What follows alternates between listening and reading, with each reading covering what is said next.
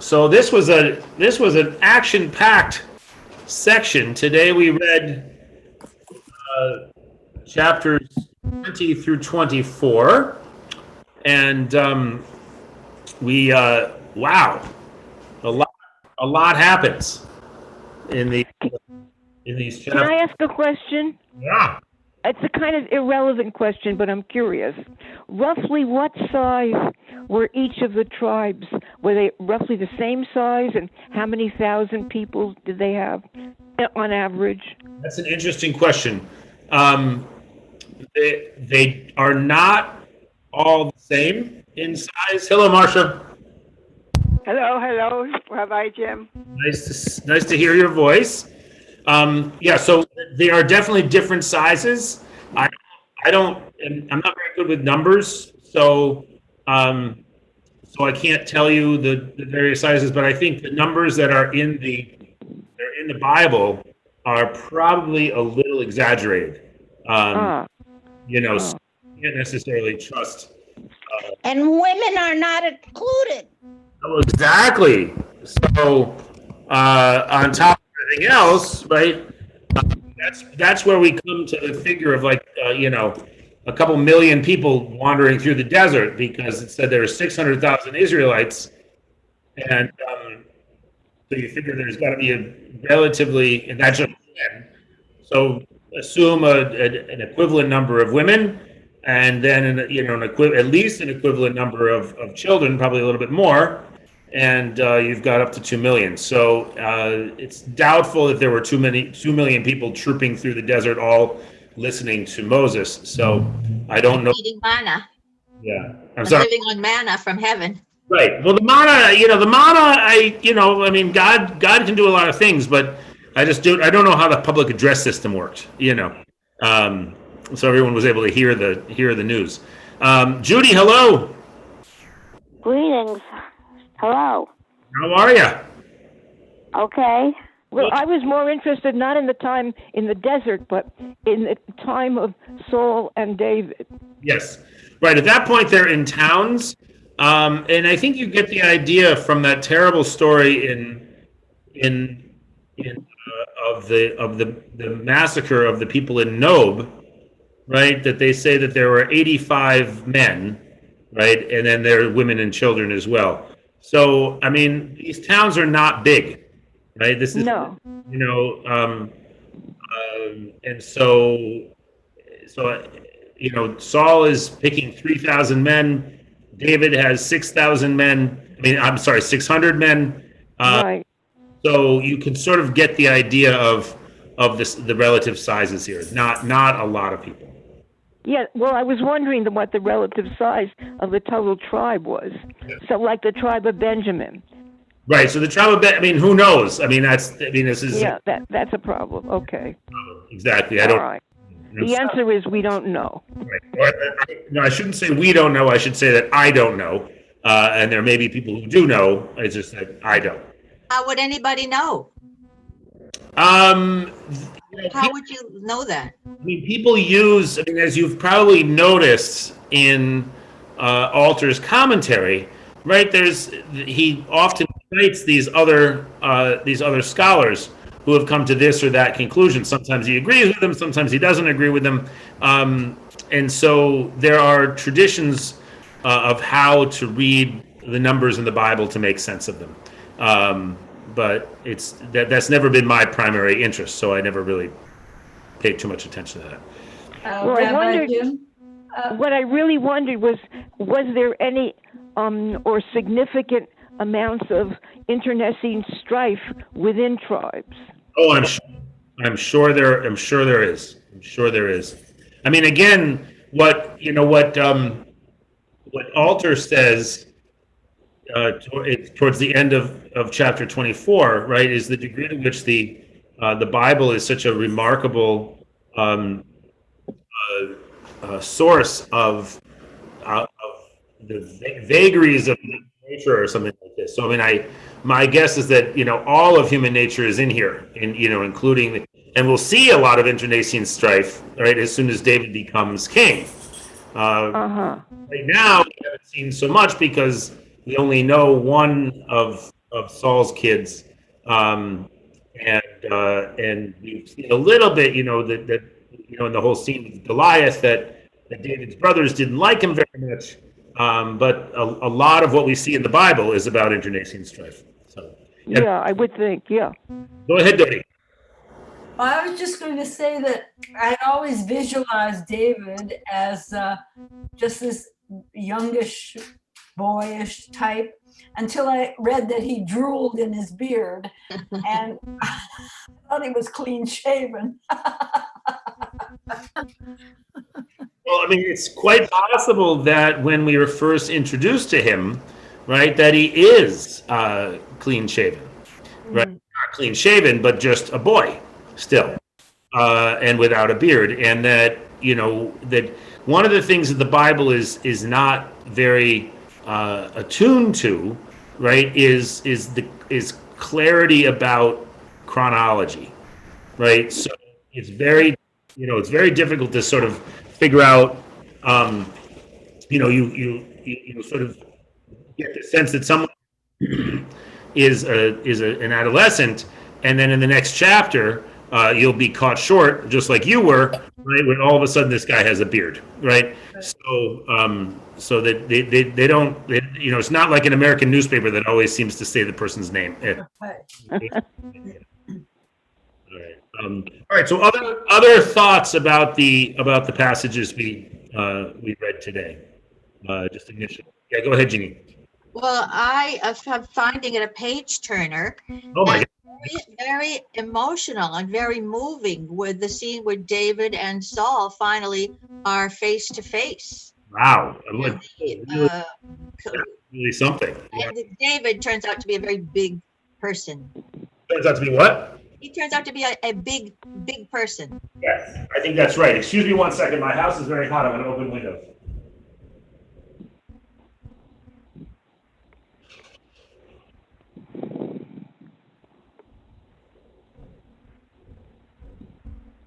I don't think it's hot outside, so I don't think I need the air conditioner. It's cold outside. Oh.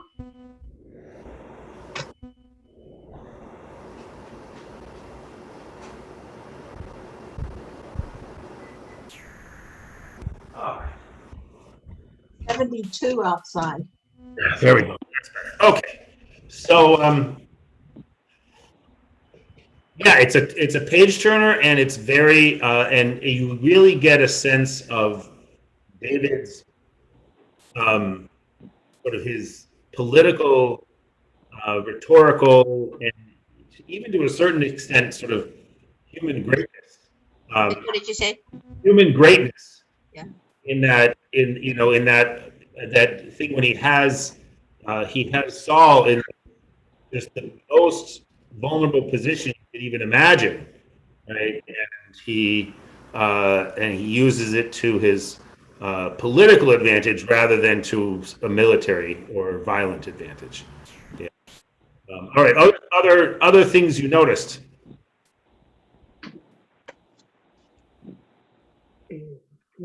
Well, he was traveling all over, and he apparently knew kind of where to hide and who to talk to and everything. So. Yeah, I found it fascinating that he went into Gath, right? He went into enemy territory. Being a guerrilla fighter. Yeah, and then he went to Moab, right, which is a historical, whatever neighbor of Israel with somewhat fraught relations. That's where Ruth is from. I'm sorry. That's where Ruth is from. Exactly. At some point. Yeah, which I thought was so interesting that he goes. He first chooses to go to his enemy, and then he goes to sort of where his grandfather, great grandfather, or whatever came from, right? So, very, very interesting, right? That then he ends up going into various caves. He ends up in En Gedi, right? Which is a place you can still go today. The other places I'm not so sure, but En Gedi is still an oasis today in the desert. Yeah. Yeah, go ahead, Connie. But You're on. Oh, you just muted yourself. There you go. I was interested in the description of all David's battles. It's really God who tells him where to go and what to do, and in every instant. Yes. Very interesting, right? That the one of the effects, right, of that terrible massacre is Abiathar shows up in David's camp, right, and immediately does what Saul accused his father of doing, right, which is being being in what's the word they use? Does anyone remember? Anyway, but using the ephod, right? Using the Oh, yeah. With that. right, and whatever his name is, Ahimelech. Ahinoam? No, he was his father of this other guy. Right. I'm not oriented. Ahimelech, right? Ahimelech. So Ahimelech. No, I've never I've never contacted God for David. Why would I ever do that? What are you talking about? Right? And as soon as Saul freaks out, right, and kills all these men, women, and children, right, Abiathar goes to David and starts opening that connection between God and David, and so David knows what he should do, right, based on what God responds, which is obviously a sort of an ironic outcome for Saul, who is trying to obviously punish all these priests for purportedly getting with God on David.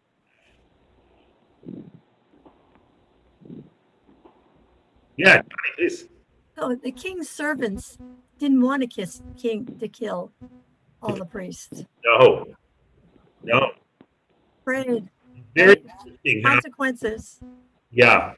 It's very interesting how that guy Doeg, right, is not only the carrier of the accusation against the priest, right, he actually ends up being the executioner because no one else will, right? And that idea, right, that Saul would be led to kill the priest, I mean, obviously not by his own hand, but to order someone else to do it, sort of just gets at something really, really deeply irked about him, that he'd be willing to overturn such an important taboo. All right, other thoughts before we go? We start going through the chapters a little bit more in detail. Chapter did we go up to today? We went. I had said chapter 20 through 24, but that's pretty rich. It turns out to be a good place to stop. A very exciting moment at the end of chapter 24, right, where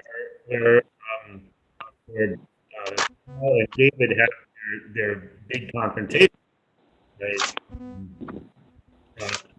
But if we don't get that far, I'm not going to worry about it.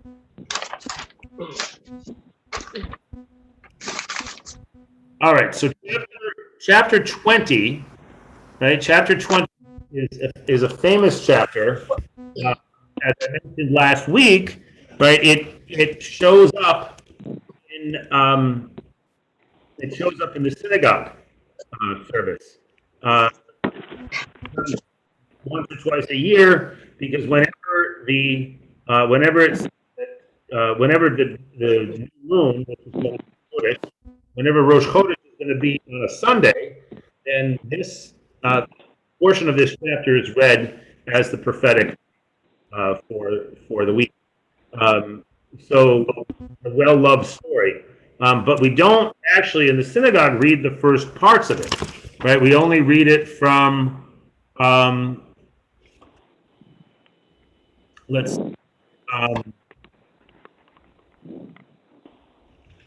I forget off the top of my head. I'll have to figure it out.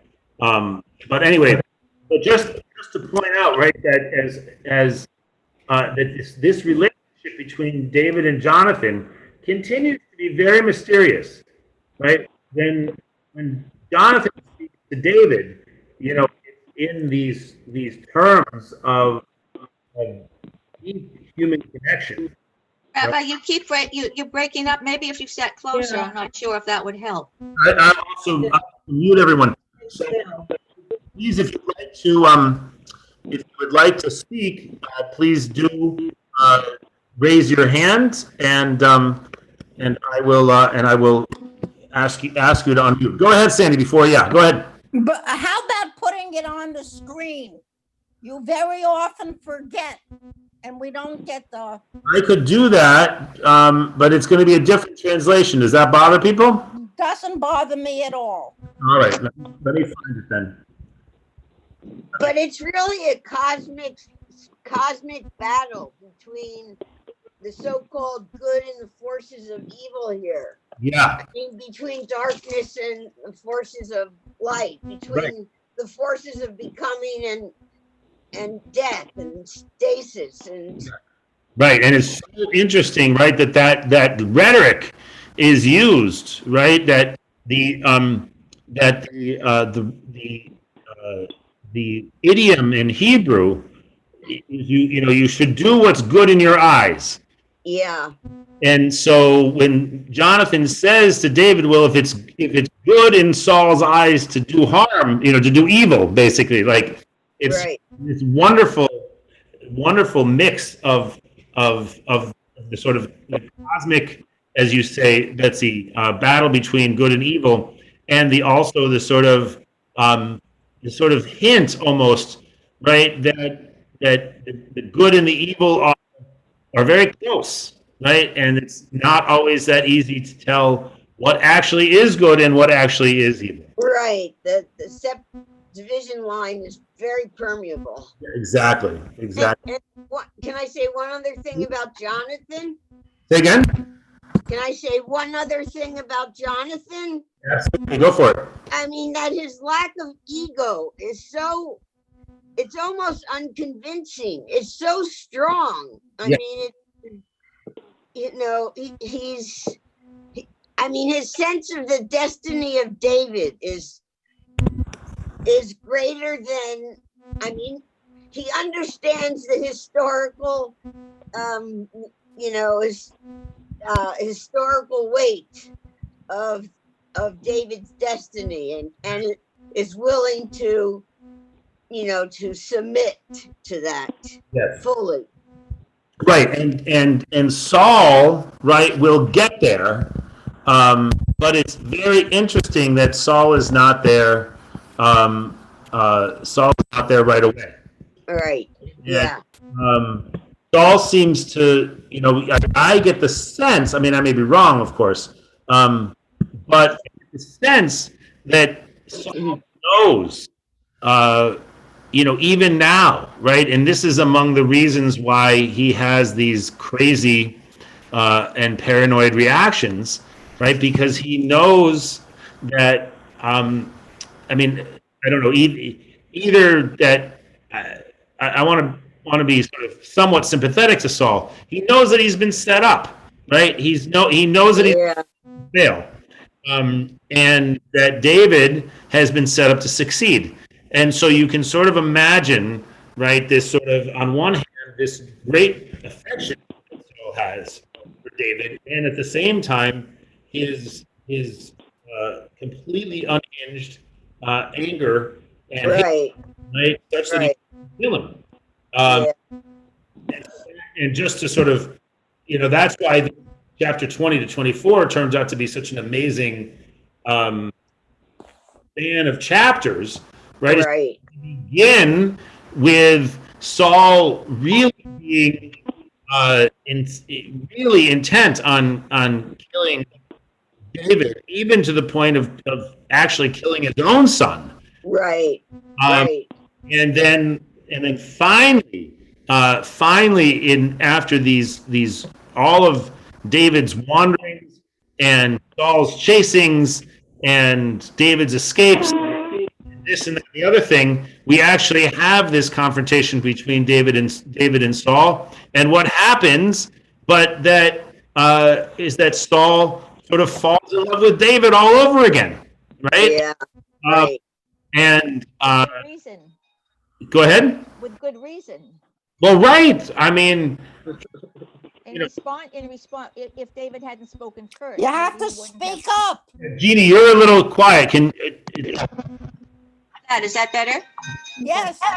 Okay, that's my headphone. If David hadn't bowed down to Saul first and called him my father and, why are you trying to kill me? I have not done anything to you. Maybe Saul wouldn't have fallen. I mean, what's not to fall in love with when somebody says that? Right. Well, and when he had the opportunity to kill you and he didn't kill you. I mean, Yeah. I mean, it's, Alter points out, right, that David is very canny. If he kills, right, that gives other usurpers, right, the opportunity maybe to kill the king, right? Whereas he makes it clear that killing the king is not something a subject should do, even if the king is trying to kill you, right? You shouldn't kill the king. And so that will allow for Saul to continue. So anyway, so let's go back to here. All right, so I'm going to mute everybody. If you want to speak, actually, is everyone doing okay without us muting? It's much easier if we don't mute. So, all right. I'm okay. All right. So, so just note, as Alter does, right, that David speaks in this very, very formal way to David. Right? He doesn't speak the language of friendship. He speaks the language of official, sort of almost kind of court type of stuff. Right? And they make it feel, right, that was the other thing that really struck me, right, is that Jonathan is not only egoless, he also seems to be somewhat guileless, right? That is, he has this idea that his father would tell him everything. It's impossible, right, that his father would do David harm, right? Because David is such an important person in the court, so on and so forth, and such an important warrior. Why would Saul do anything so silly? Anyway, even if he wanted to, he would tell me about it because he's my dad and we're that close, right? All right. So I just want to point out again, right, that this is one of the places that we read in the synagogue, right, on page 126. This is going to be chapter 20, verse 17, right? And Jonathan once again swore to David in his love for him, for he loved him as he loved himself.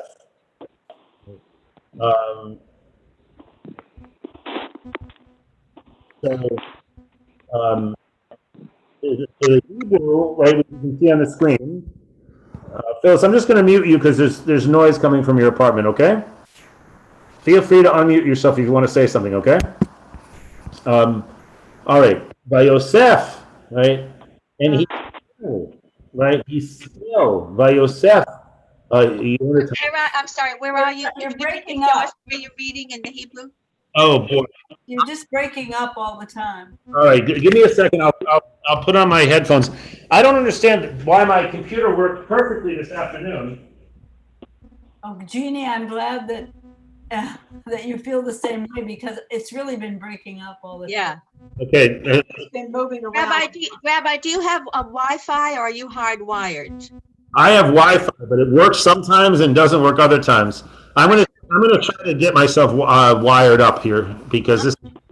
I'm hardwired. I don't use Wi-Fi, and I think that Wi-Fi, I don't know much about it, but Wi-Fi seems like it's not very consistent or steady. Right. I think Wi-Fi. So you have to buy a fast channel. Yeah, the wired works a lot better. I got this. I have this cord, USB cord or something. You don't, how do you use it? You don't use Wi-Fi? No, no Wi-Fi. What do you use? Well, it's connected through the cable, RCN. It's Oh, plugged into the wall.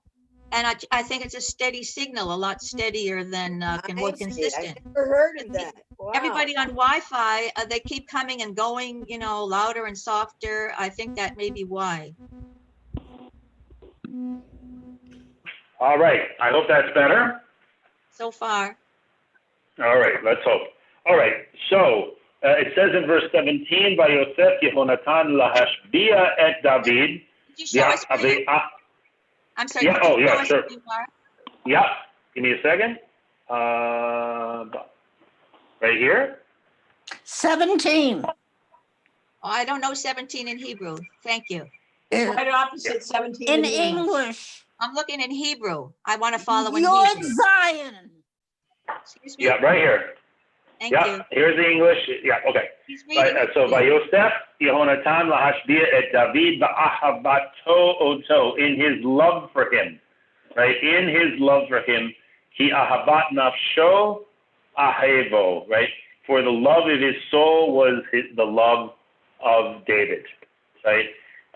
So author's translation of that, right, is that he loved him as he loved himself, right? And that is, so that is a pretty profound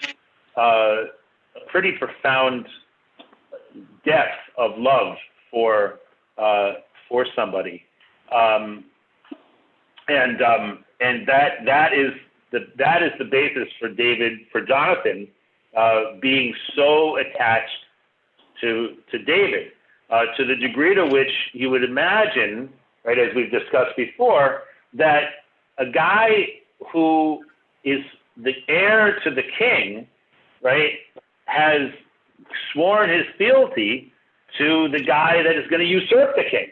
I mean, it's an amazing sort of level of connection and trust. Right? So we go through the whole thing, right, here. So on page 127, this is going to be verse 27, right? So that and it happened on the day after the new moon, the second day, that David's place was still vacant. And Saul said to Jonathan, his son, "Why has not the son of Jesse come to the feast either yesterday or today?" And Jonathan said to Saul, "David has urgently asked of me to go to Bethlehem." Right? So he goes through this whole thing, right? And what is Saul's response? He's mad. Oh, son of a Yeah, wayward woman. Right. I mean, "Oh, son of a perverse, wayward woman, don't I know that you have chosen the son of Jesse to your own shame and the shame of your mother's nakedness," right? Basically saying, you know, where you came out of, right? And for as long as the son of Jesse lives on the earth, you and your kingship will not be unshaken, right? Just amazing, right? That Saul seems to know just the way that that's the way that Jonathan seems to know, right? That David will be king, right? And so Saul seems to be saying to Jonathan, you should want him dead as well, right? Because he's going to be king instead of you, right? And Jonathan, so send and fetch him to me now, for he is a dead man. But right? it's beyond just, you know, like a sense of hierarchy. There's a incredibly deep, philosophical, erotic, dramatic, empathic, emotional commitment to David. You know, you don't know what its source was, but it's incredibly powerful. Right. I mean, you can tell. Betsy said erotic, did you? Yes. Well, yeah, they love each other. Is that erotic? Right. There's a certain. Yeah, there's just romance. What about agape? I find it again, in Hebrew, right, we don't, in Hebrew doesn't make that distinction between agape and eros, right? So they're the same word is used for both. It's not, I don't think Betsy is suggesting that they have a sexual relationship, just that there is I may be wrong, maybe you are suggesting that, but my point is that it doesn't require a sexual relationship for it to be erotic, right? Is that there's this deep, deep connection. And that you can imagine, right, that also really bothers Saul, right? Like, how dare you have this? How dare you make best friends with the guy that's gonna displace you? Well, And some so, and people- Jonathan, who's speaking? And some people, Great, go ahead. some people, some rabbis even believe it was an erotic relationship, and that Yes. it was not unusual at the time for young men who were out by themselves all the time to have erotic relationships, physical relationships. Right. Right. What's interesting here, right, and this is the Greek model, right? The Greek model of these types of relationships were between older warriors and their younger spear bearers or armor carriers, and so. But what's interesting here, right, is it at first Jonathan appears to be David's elder, right, and gives him the equipment, gives him his equipment, and there's almost, it seems like that could also be kind of hierarchical, but then Jonathan sets himself below David in that hierarchy. So it does seem to be sort of playing with some of those conventions. So I just want to read at the top of page 129 from verse 32. Right? And Jonathan answered Saul, his father, and said to him, why should he be put to death? What has he done? Right? And Saul cast the spear at him, right? As though Jonathan had taken David's place, right? And that, it was only then, right? It was only then that it says, right? And Jonathan knew that it was resolved by his father to put David to death, right? That's what got him convinced. All right. So, just, oh my gosh, it looks like my headphones are dying. So, we'll go as long as we can. They're making a difference. They're really helping a lot. Good. All right. So let me do this. Figure out something here.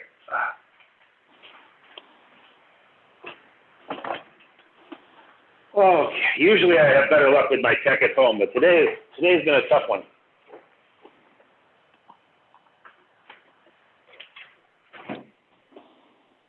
All right, there we go. All right, so just again, so let's look now at chapter 21, right? This amazing scene, right, where David comes to Nob, right, to the priest's village, right, and this amazing sort of thing, which, you know, when I first read it, this time I had forgotten this story. And so Ahimelech trembled to meet David, right?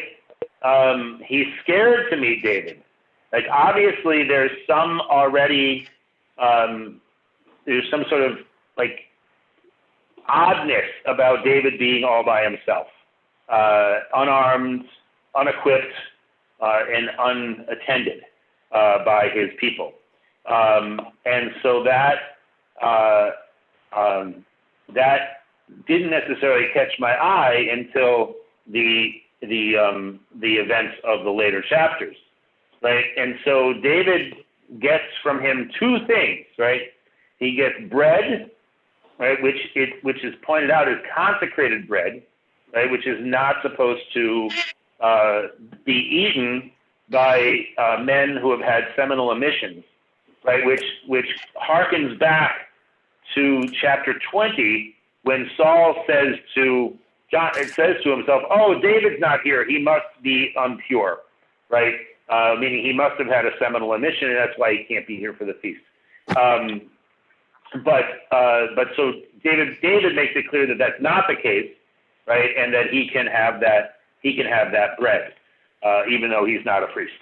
And then he takes the sword, right? The sword of Goliath, which somehow has ended up here.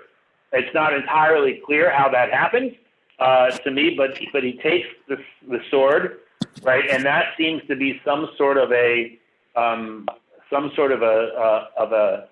indication, right? That there's that David, Betsy earlier called him a guerrilla fighter, right? And there's a way in which taking Goliath's sword almost seems to make him into to sort of cement his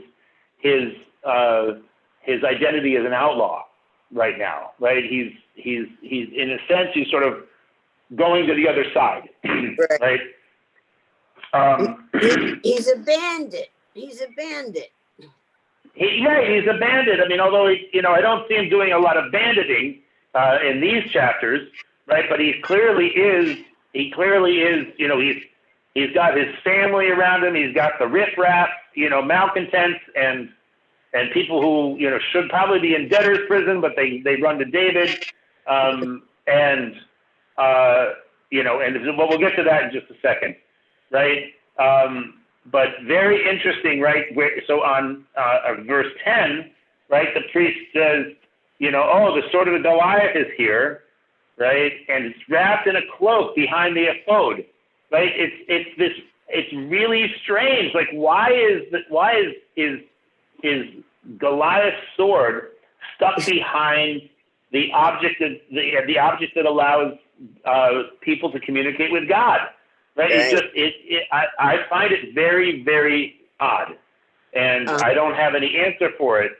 But it's just like it seems like this moment where David turns, and then everything really goes south, right? So he goes to Achish, the king of Gath, and why would he go there? Right? He was the guy. I don't understand it. Right. He was he goes with Goliath's sword. Like even if they didn't recognize him, wouldn't they recognize the sword? Well, maybe Saul wouldn't look for him there. Right. I think that's Saul would look for him. Right. I think that's what Alter says. Right. The obvious place to go is the enemy, is behind enemy lines, because that's a place that's not accessible to the king. He used to carry Goliath's head around with him. Now he's got the sword. Right. What happened? He lost the head somewhere. Now he's traveling lighter because he's on the lamb. Exactly. That's what it is. He doesn't want to carry that head around anymore. But I love the fact that the Philistines know the Israelite song about David. Right? They know how famous this guy is. And they seem to know that he's going to be king, right? It's like his fame has reached all the way to Gath. Goliath was one of them, so they know that he killed their hero, their warrior. Exactly. They're afraid of they know David.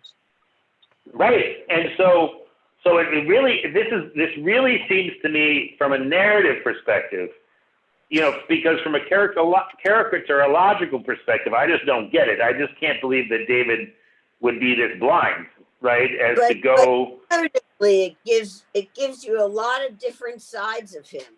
It's like a way of painting a portrait of him quickly. Right. Yeah. So maybe he thought he could be incognito there.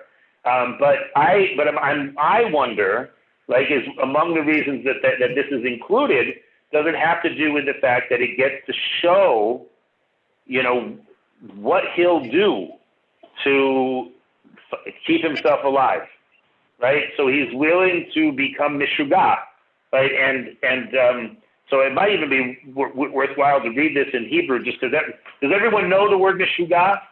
No. Right? So in Yiddish, it's Sandy. Is it Meshugana in Yiddish? Yeah, I know. Meshuggah is the word. Meshuggah. Meshuggah is the person who is Meshuggah. Okay, right. So he got freaked out. So we're starting here right here on verse 14, okay? Vaishano et ta'amo be'enehem, vayit holel beyadam, vayitav al daltot hasha'ar, vayored riro el zikino, right? So this is the business about he's drooling on his beard, right? Vayomer Achish el avadav, and so Achish said to his servants, Hine tir'u ish mishtagea, right? Mishtagea, he's gone mad, right? Lama taviu oto elai. Why did you bring this person to me? Hasar mishugaim ani? Do I have a shortage, right, of crazy people? Ki havetem et zeh lehishtagea alai, to get crazy around me, right, or to get crazy on me, right? Hazeh yavo el beiti, right? Get him out of here. So that 3 times repetition of mishuga is pretty intense, right? Which I think indicates, right, the intensity of David's intensity, and probably how convincing David's performance was of being a mad person. All right, so then he gets away. Chapter 22, he gets away. He goes to the cave of Adullam, and there he puts together his band of brothers, right? He's got his brothers, and he's got his family, and he's got every man in debt and every man who was embittered gathered around him, right? So anyone who was upset, all the outlaws, now he's got this band of outlaws, and he goes into Mizpeh Moab, and he gives his parents into the safekeeping of the king of Moab, right? Which is really interesting for a whole lot of reasons. Go ahead, Sandy. No. Oh, you're just moving. Okay, that's fine. Well, all right. And it also points out, right, something that I would not have picked up without Alter's commentary, right? The degree to which the surrounding the towns in Judah and in Israel in general, right, or just are afraid of Saul's anger, right? That Saul will come in and destroy anybody who seems to be siding with David. And so it only makes sense, right, for David's family to leave Bethlehem and for his parents to go to Moab for safekeeping, to quarantine while Saul is still at large, right? Go ahead. Yeah. Why is it necessary for his men to be, I see the comment, nothing to lose. It's like this a band of desperados. Yeah. Why is that? Why do they have to be embittered? That's a great question. I don't have an answer, but I love the question. Anybody have an idea? I think in the Greek stories, they're all just soldiers, and maybe they're brave soldiers. I don't know. This is sort of a ragtag bunch of losers and banditos, as Smith said. It's interesting. It almost suggests, right, that regular soldiers, right, couldn't be part of this band, right, because they were connected with Saul, right, and so maybe it was maybe David wanted to make sure that only people who shall we say had nothing but to lose from being around Saul, right, who wouldn't betray him. That's the only thing that comes to mind, right, that he's much less likely to get betrayed by people who were embittered with Saul's leadership than with people who were favorable to Saul. Yeah. And this is where we have this terrible scene, right, with Doeg the Edomite, right, goes out, comes in and informs on Ahimelech, right, and Saul just gets so paranoid and murderous right? About something that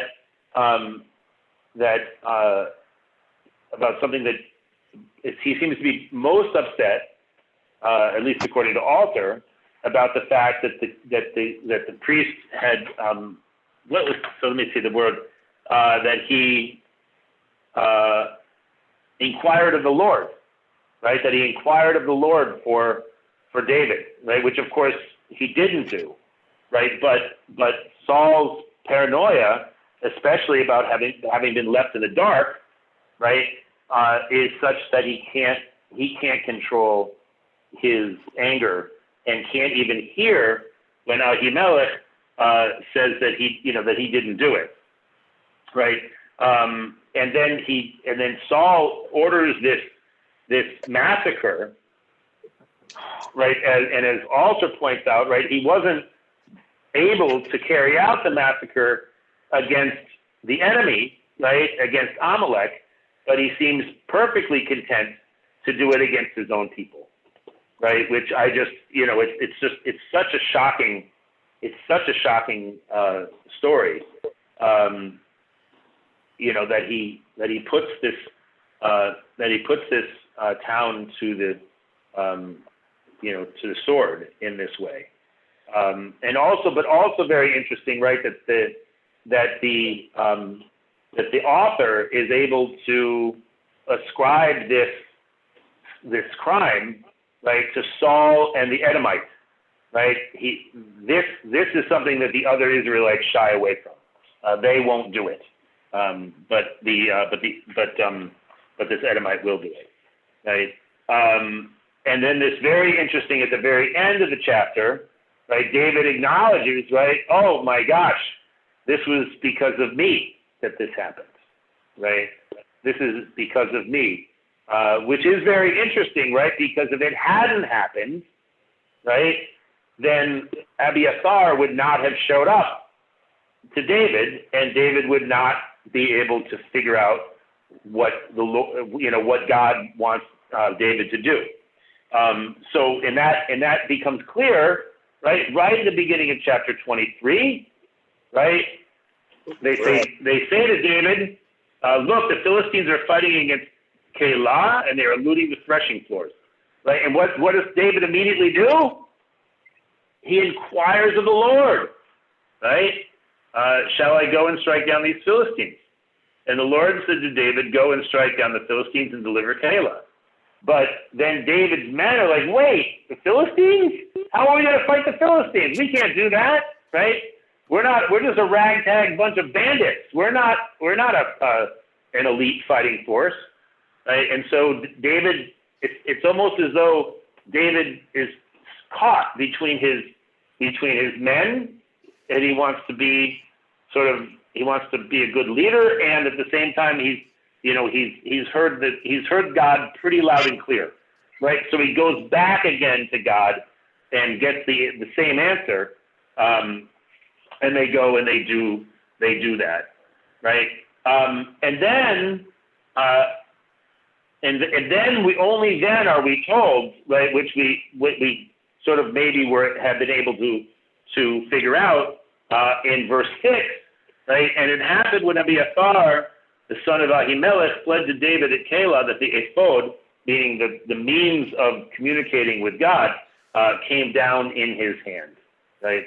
So this passage underscores the other piece of Saul's crime, right? Saul's crime is not only a crime against all the priests and against God, right? It also ends up punishing Saul because he's basically given up any possibility he had of inquiring of God, right? And we will see the effects of that in a coming chapter.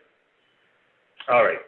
And then David immediately uses this again, right? He says, okay, what's going to happen when I leave Keilah, right? Or if I don't leave Keilah, right? Are they going to turn me over to Saul? And God says, yes, they are, right?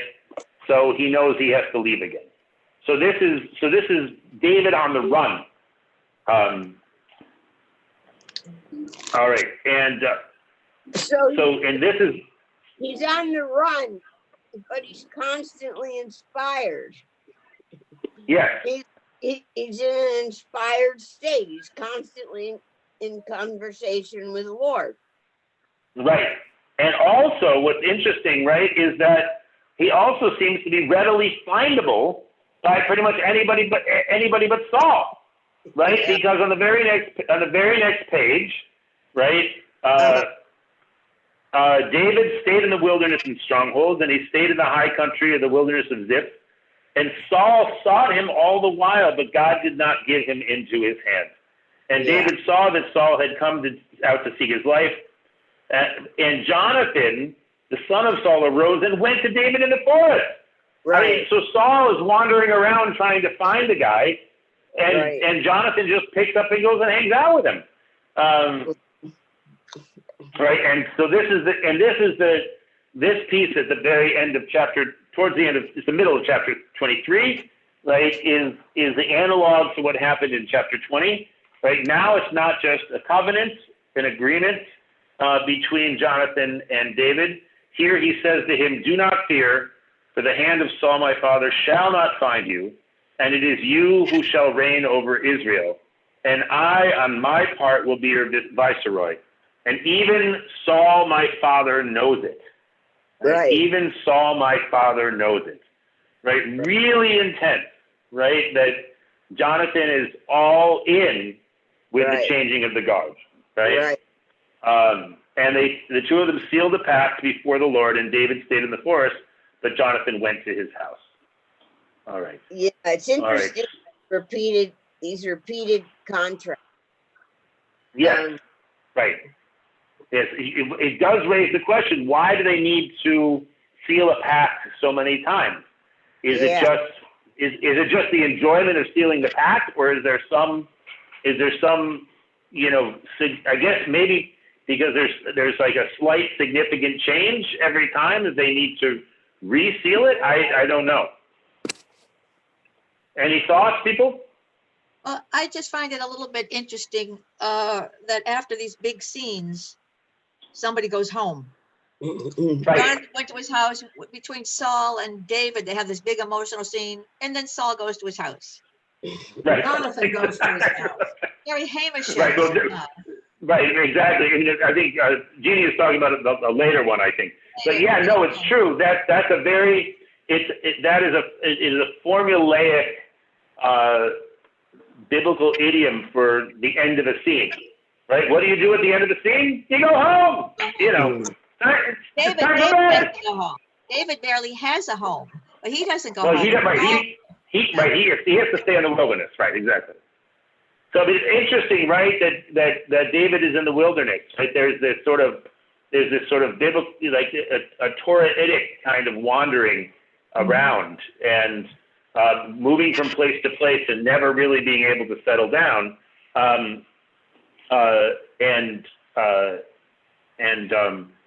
Whereas Saul and Jonathan have their place, but somehow David, even though David doesn't have a fixed abode, right, his position seems so much more solid, right? And this is where I think we'll end tonight, and we'll open with chapter 24 next week. That the last scene of chapter 23, right, is that the Ziphites, or some of the Ziphites, Alter makes it clear that it's not all of them, it's some of them, come and tell Saul that David is hanging out there, right? Very interesting because, Jonathan could have told him that, it seems like anyone could have told him that, but that there really is a kind of intentionality on the part of God not to let Saul find David, right? But Saul seems to be getting close, right? And seems to have it so that he knows where David is, and his soldiers are going around two sides of so David has some neighborhood cred. Yeah. He's built up his credibility in the neighborhood. Right. Yeah. But then what happens, right, is that someone says, to Saul, hey, you know, you're actually the king, right? And you've got to go fight the Philistines, right? And Saul is sort of called to himself, right? That at the beginning of this chapter, right? At the beginning of this chapter, David hears about the Philistines attacking, and what does he do? He goes and he deals them a blow, right? And chases them away in a border town, right? And at the end of the chapter, right, the Philistines end up saving saving David, because Saul is distracted from his intention of killing David by needing to go fight with the Philistines. And I loved Alter's gloss there, right? That Saul is so obsessed with David that he's forgotten that he's actually the king, and that his job, right? His job is to protect Israelites, right? His job is not to chase down, his wayward protege. His job is to go and fight with the Philistines and to protect the country. Connie, you're muted. Go ahead, Connie. Oh, I still can't hear you. What's going on? That's weird. I don't hear her. Huh. Yeah, Connie, I don't hear you. Oh, Connie, you're still muted. Yeah. Unmute yourself.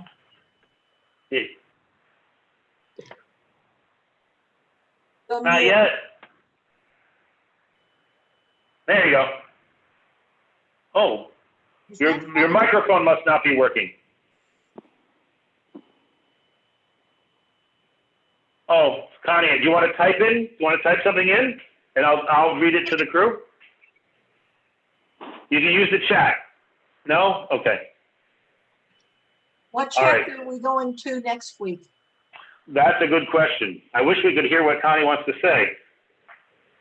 All right, let's go.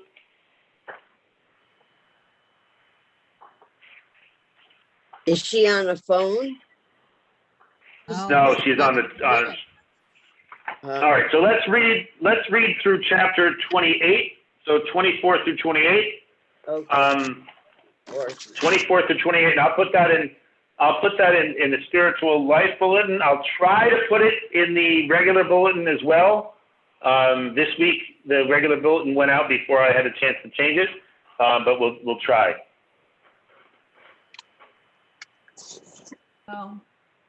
Saul. Connie, want to try again, Connie? No, your microphone is off for some reason. It's so weird. It keeps going back to being muted. No, she's muted, but she wasn't muted before. Yeah. All right, so anyone have any last thoughts about Saul's relentless pursuit of David? And we'll come to the climactic piece next week. Go ahead, Jeannie. Saul reminds me somewhat of our president. Well, that's what I was going to say. Really? I'm trying to butt in to say a